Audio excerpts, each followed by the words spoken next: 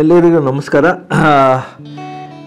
ಗರ್ಭ ಪ್ರೆಗ್ನೆನ್ಸಿ ಯಾವ ಥರ ನಿಲ್ಲುತ್ತೆ, ಯಾವುದು ಅದು ಪ್ರಕ್ರಿಯೆ, ಅದರಲ್ಲಿ ನಮ್ಮ ಶರೀರದಲ್ಲಿ ಏನೆಲ್ಲ ಪ್ರಕ್ರಿಯೆ ನಡಿಬೇಕು ಅಂತ ನಾನು ಸ್ವಲ್ಪ ವಿವರಿಸ್ತೀನಿ. ನಾನು doctor Sunil Eshwar, infertility specialist and laparoscopic surgeon, Ikya fertility centre, JP Nagar, ಬ್ಯಾಂಗ್ಳೂರಿಂದ. ಸೊ ಇದು ಹೆಂಗಸರನ್ನ ರೀಪ್ರೊಡಕ್ಟಿವ್ ಆರ್ಗನ್ ಅಂತ ಹೇಳ್ತೀವಿ. ಇದರಲ್ಲಿ ಇದು ಯೂನಿಭಾಗ ವೆಜೈನಾ, ಇದು ಗರ್ಭಕೋಶ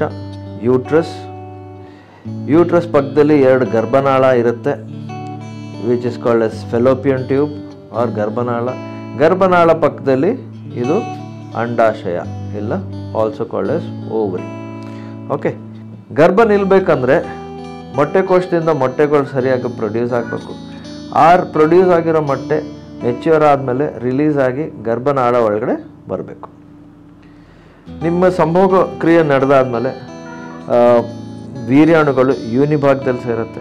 ಯೂನಿಭಾಗದಿಂದ ಆ ವೀರ್ಯಾಣುಗಳು ಗರ್ಭಕೋಶ ಒಳಗಡೆ ಹೋಗಿ ಗರ್ಭಕೋಶದಿಂದ ಗರ್ಭನಾಳ ಒಳಗಡೆ ಬರಬೇಕು.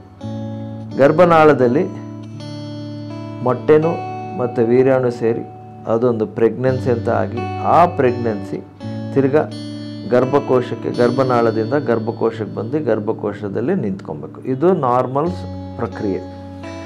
ಸೊ ಯಾರಿಗಾದರೂ ಪ್ರೆಗ್ನೆನ್ಸಿ ನಿಲ್ಲಿಲ್ಲ ಅಂದರೆ, ಗರ್ಭಧಾರಣೆ ಆಗಲಿಲ್ಲ ಅಂದರೆ, 1 ವರ್ಷ ಸತತವಾಗಿ ಟ್ರೈ ಮಾಡಿ ಗರ್ಭಧಾರಣೆ ಆಗಿಲ್ಲ ಅಂದರೆ ಅದನ್ನು ನಾವು ಇನ್ಫರ್ಟಿಲಿಟಿ ಅಂತ ಪರಿಗಣಿಸ್ತೀವಿ, ಆರ್ ಸಬ್ಫರ್ಟಿಲಿಟಿ. ಜನರಲಿ ನಾವು ಈ ಇನ್ಫರ್ಟಿಲಿಟಿ ಅಂತ ಯೂಸ್ ಮಾಡಲ್ಲ, ಯಾಕಂದರೆ ಈಗಿರೋ ತಂತ್ರಜ್ಞಾನ ವಿಜ್ಞಾನದಿಂದ ನಾವು ಯಾರು ಬೇಕಾದರೂ ಪ್ರೆಗ್ನೆನ್ಸಿನ ಅಚೀವ್ ಮಾಡ್ಬೋದು. ಸೊ ಅದನ್ನು ನಾವು ಸಬ್ಫರ್ಟಿಲಿಟಿ ಅಂತ ಹೇಳ್ತೀವಿ. ಓಕೆ, ಇದರಲ್ಲಿ ಬೇಕಾಗಿರುವ ನಮ್ಮ ಇನ್ವೆಸ್ಟಿಗೇಷನ್, ಯಾವ ಟೆಸ್ಟ್ಗಳು ನಾವು ಮಾಡಬೇಕಾಗತ್ತೆ ಅಂತ ಬಂದಾಗ, ಒಂದು ಗಂಡಸರಲ್ಲಿ ಮೇಲ್ ಇನ್ಫರ್ಟಿಲಿಟಿ ಆರ್ ಮೇಲ್ ಬಗ್ಗೆ ತಿಳ್ಕೊಳ್ಳೋಕ್ಕೆ ನಾವು ಫಸ್ಟ್ ಅವ್ರದ್ದು ಹಿಸ್ಟ್ರಿ, ಅಂದರೆ ಸಂಭೋಗ ಕ್ರಿಯೆ ಕರೆಕ್ಟಾಗಿ ನಡೀತಾ ಇದೆಯಾ, ಟೈಮ್ ಕರೆಕ್ಟಾಗಿ ಆಗ್ತಿದೆಯಾ, ಯಾವ ಟೈಮಲ್ಲಿ ಸಂಭೋಗ ಕ್ರಿಯೆ ನಡೀತಿದೆ, ಅದರಲ್ಲಿ ಏನಾದರೂ ವ್ಯತ್ಯಾಸ ಇದೆಯಾ ಅಂತ ಕಂಡುಹಿಡಿತೀವಿ. ಅದರಲ್ಲಿ ಏನು ಪ್ರಾಬ್ಲಮ್ ಇಲ್ಲ ಅಂದರೆ ಅವರಲ್ಲಿ ಮಾಡಬೇಕಾಗಿರೋದು ಒಂದೇ ಟೆಸ್ಟು, ಸೆಮೆನ್ ಅನಾಲಿಸಿಸ್, ವೀರಾಣು ಪರೀಕ್ಷೆ, ಸೆಮೆನ್ ಅನಾಲಿಸಿಸ್ ಅಷ್ಟೇ. ಸೆಮೆನ್ ಅನಾಲಿಸಿಸ್ ಏನಾದರೂ ಅವ್ರದ್ದು ನಾರ್ಮಲ್ ಬಂತಂದರೆ ಮಿಕ್ಕಿದ್ದು ಗಂಡಸರಲ್ಲಿ ಯಾವುದೋ ಟೆಸ್ಟ್ಗಳು ಇಲ್ಲ, ಇನ್ವೆಸ್ಟಿಗೇಷನ್ ಅಂತ ಇರಲ್ಲ. ಓಕೆ, ಅನ್ಲೆಸ್ ಬೇರೆ ಏನಾದರೂ ಪ್ರಾಬ್ಲಮ್ಸ್ ಕಂಡು ಬಂದರೆ. ನೆಕ್ಸ್ಟ್ ಬಂದು ಹೆಂಗಸರಲ್ಲಿ, ಫೀಮೇಲಲ್ಲಿ ಏನೆಲ್ಲ ಇನ್ವೆಸ್ಟಿಗೇಷನ್ ನಾವು ಮಾಡಬೇಕಾಗತ್ತೆ, ಅದರಿಂದ ಏನು ಅದರದ್ದು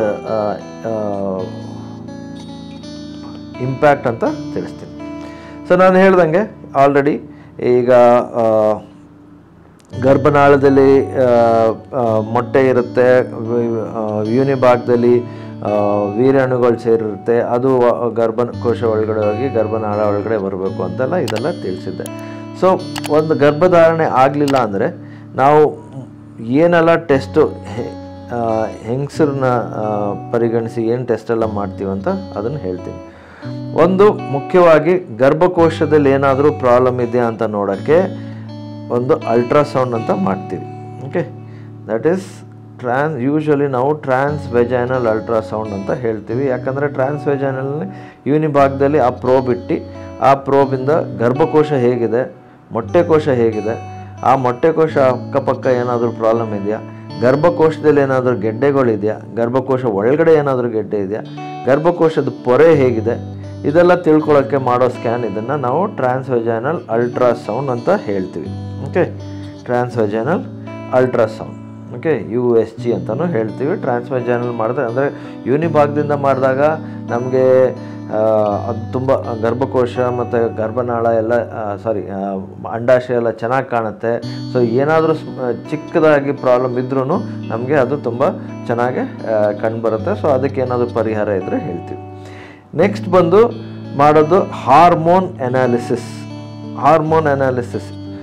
ಇದರಲ್ಲಿ ಮೋಸ್ಟ್ ಇಂಪಾರ್ಟೆಂಟಾಗಿ ಮಾಡೋದು ನಾವು ಥೈರಾಯ್ಡ್ ಟೆಸ್ಟ್ ಮಾಡ್ತೀವಿ, ಮತ್ತು ಸೀರಮ್ ಪ್ರೊಲ್ಯಾಕ್ಟಿನ್ ಅಂತ ಇರುತ್ತೆ, ಸೀರಮ್ ಪ್ರೊಲ್ಯಾಕ್ಟಿನ್ ಟೆಸ್ಟ್. ಇವೆರಡು ಮೋಸ್ಟ್ ಇಂಪಾರ್ಟೆಂಟಾಗಿ ಮಾಡಬೇಕಾಗಿರೋ ಟೆಸ್ಟು. ಮತ್ತು ಬೇರೆ ಹಲವು ಬ್ಲಡ್ ಟೆಸ್ಟ್ಗಳು ಇರುತ್ತೆ. ಬೇಸಿಕಲಿ ಅದು ಚೆಕ್ ಮಾಡೋಕ್ಕೆ ನಿಮಗೆ ಏನಂತಾರೆ, ಹಿಮೋಗ್ಲೋಬಿನ್ ಅನ್ನೋದು ಕಮ್ಮಿ ಇದೆಯಾ, ಯಾಕಂದರೆ ನಮ್ಮ ದೇಶದಲ್ಲಿ ಐರನ್ ಡೆಫಿಷಿಯನ್ಸಿ ಅನಿಮಿಯಾ ತುಂಬ ಕಾಮನ್. ಸೊ ಮೊದಲೇ ಪ್ರೆಗ್ನೆನ್ಸಿ ಆಗಕ್ಕೆ ಮುಂಚೆನೇ ನಿಮ್ಗೆ ಏನಾದರೂ ಅನಿಮಿಯಾ ಇದ್ದರೆ ಮತ್ತು ಪ್ರೆಗ್ನೆನ್ಸಿಲೂ ತುಂಬ ತೊಂದರೆಗಳು ಉಂಟಾಗ್ಬೋದು. ಸೊ ಅದಕ್ಕೆ ಆ ಥರ ಅನಿಮಿಯಾ ಇದೆಯಾ ಅದನ್ನೇನಾದ್ರು ಕರೆಕ್ಷನ್ ಮಾಡಬೇಕಂತ ನೋಡ್ತೀವಿ. ಸ್ತ್ರೀಗಳಲ್ಲಿ ಅಂದರೆ ಹೆಂಗಸರಲ್ಲಿ ಮಾಡೋ ಟೆಸ್ಟ್ಗಳ ಬಗ್ಗೆ ಸ್ವಲ್ಪ ಹೇಳ್ತೀನಿ.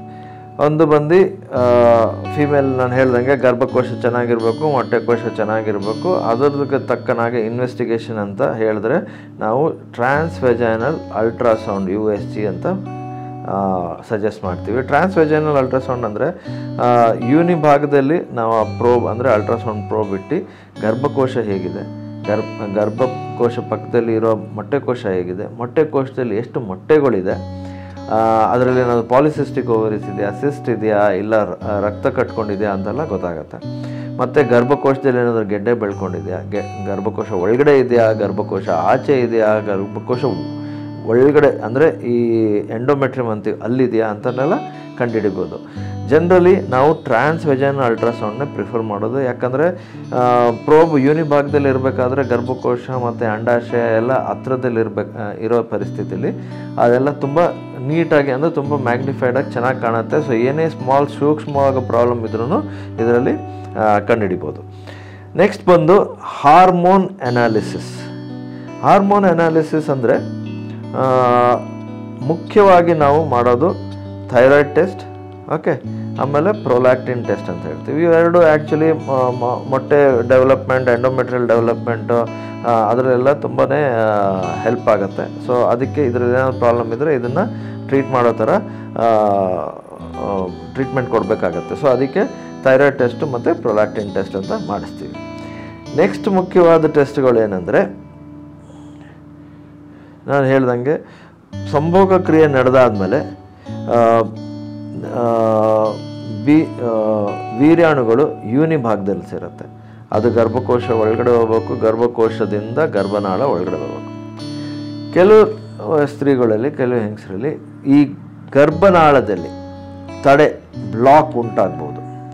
ಇದಕ್ಕೆ ಮುಖ್ಯವಾದ ಕಾರಣಗಳು ಏನಂದರೆ ಇನ್ಫೆಕ್ಷನ್, ಅಂದರೆ childhood infection, most probably tuberculosis infection ಇರ್ಬೋದು, TB ಕಾಯಿಲೆ ಇರ್ಬೋದು, ಇಲ್ಲ ತುಂಬಾ ರಿಕರೆಂಟ್ ವೆಜೈನಲ್ ಇನ್ಫೆಕ್ಷನ್, ಇಲ್ಲ ಗರ್ಭಕೋಶ ಅಕ್ಕಪಕ್ಕ ಏನಾದರೂ ಇನ್ಫೆಕ್ಷನ್ ಆದ್ರೂ ಈ ಗರ್ಭನಾಳದಲ್ಲಿ ಬ್ಲಾಕ್ ಉಂಟಾಗೋ ಚಾನ್ಸ್ ಇರುತ್ತೆ. ನೆಕ್ಸ್ಟ್ ಏನಾದರೂ ಪೊರೆ ಬೆಳ್ಕೊಂಡಿದ್ರೆ, okay, any new growth.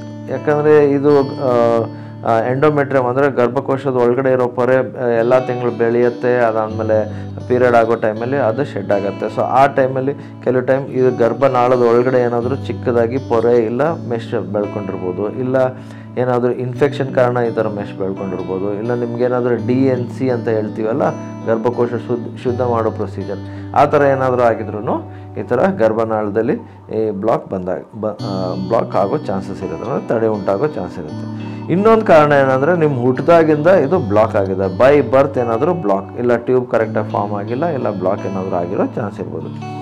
ಟ್ಯೂಬಲ್ಲಿ block ಆಗಿದ್ದರೆ ನಮ್ಗೆ ಆಗಲೇ ಹೇಳ್ದಂಗೆ ವೀರ್ಯಾಣು ಗರ್ಭನಾಳ ಒಳಗಡೆ ಹೋಗೋಕ್ಕಾಗಲ್ಲ.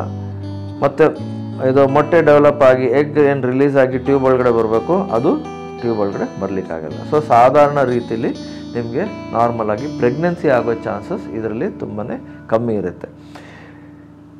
ಸೊ ಯಾವ ಕಾರಣಕ್ಕೆ ಈ ಥರ ಬ್ಲಾಕ್ ಆಗಿದೆ ಅಂತ ಅದನ್ನು ನೋಡಿ ಅದರ ಪ್ರಕಾರ ನಾವು ಟ್ರೀಟ್ಮೆಂಟು ಕೊಡ್ಬೋದು. ಎಲ್ಲ ಬ್ಲಾಕ್ ಏನು ಪರ್ಮನೆಂಟ್ ಬ್ಲಾಕ್ ಏನಿರಲ್ಲ, ತುಂಬ ಸತಿ ನಾವು ಬ್ಲಾಕ್ ಓಪನ್ ಮಾಡೋ ಪರಿಸ್ಥಿತಿ ಇರುತ್ತೆ. ಅಂಟಿಲ್ ಅನ್ಲೆಸ್ ತುಂಬಾ ಇನ್ಫೆಕ್ಷನ್ ಆಗಿ ಟ್ಯೂಬ್ ತುಂಬ ಡ್ಯಾಮೇಜ್ ಆಗೋಗಿದ್ರೆ ಮಾತ್ರ ನಾವು ಅದನ್ನು ಓಪನ್ ಮಾಡೋದು ಕಷ್ಟ. ಅದು ಬಿಟ್ಟರೆ ಬೇರೆ ಎಲ್ಲ ಈ ಥರ ಚಿಕ್ಕದಾಗಿ ಪೊರೆ ಬೆಳ್ಕೊಂಡಿದ್ರೆ, ಇಲ್ಲ ಏನಾದರೂ ಟೆಂಪ್ರರಿ ಬ್ಲಾಕ್ ಇದ್ದರೆ ಆ ಥರ ಎಲ್ಲ ನಾವು ಕ್ಲಿಯರ್ ಮಾಡಿ ನಾರ್ಮಲಾಗಿ ತಿರ್ಗಿ ನಾರ್ಮಲ್ ಪ್ರೆಗ್ನೆನ್ಸಿಗೂ ಟ್ರೈ ಮಾಡ್ಬೋದು.